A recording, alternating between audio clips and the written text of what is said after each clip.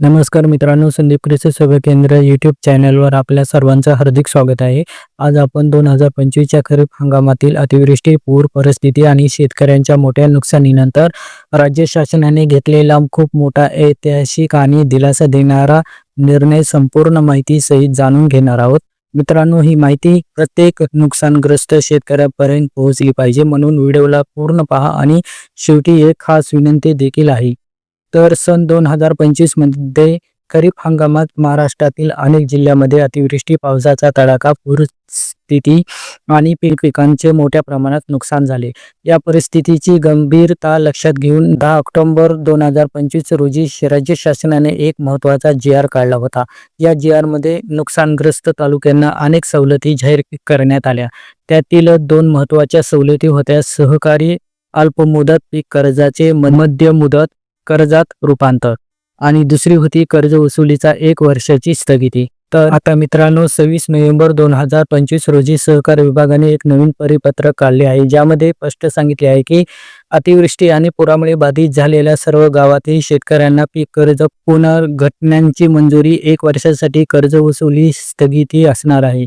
तर बँकांना स्पष्ट निर्देश देण्यात आलेले आहेत की राज्यस्तरीय बँकर समितीला निर्देश देण्यात आलेले आहे की अल्पमुदत कर्जाचे मध्यम मुदत कर्जात रूपांतर करणे, 1 वर्षासाठी वसुली थांबवणे, शेतकऱ्यांना कोणताही प्रकारे त्रास देऊ नये. म्हणजे मित्रांनो, 2025 मध्ये नुकसान झालेल्या शेतकऱ्यावर बँकाकडून कोणतीही वसुली केली जाणार नाही. तर 10 ऑक्टोबर 2025च्या जी.आर. नुसार राज्यातील एकूण 29 जिल्हे, 251 पूर्णतः बाधित तालुके, 31 अंशतः बाधित तालुके, एकूण 282 तालुके, या सर्व तालुक्यातील गावामध्ये हा निर्णय लागू आहे. तर यामध्ये समाविष्ट प्रमुख जिल्हे आपण पाहूया: पालघर, नाशिक, धुळे, जळगाव, अहमदनगर, पुणे, सोलापूर, सांगली, सातारा, कोल्हापूर, छत्रपती संभाजीनगर, जालना, बीड, लातूर, धाराशिव, नांदेड, परभणी, हिंगोली, बुलढाणा, अमरावती, अकोला, वाशिम, यवतमाळ, वर्धा, नागपूर, भंडारा, गोंदिया, चंद्रपूर, गडचिरोली, या सर्व जिल्ह्यातील बाधित तालुके समाविष्ट आहेत.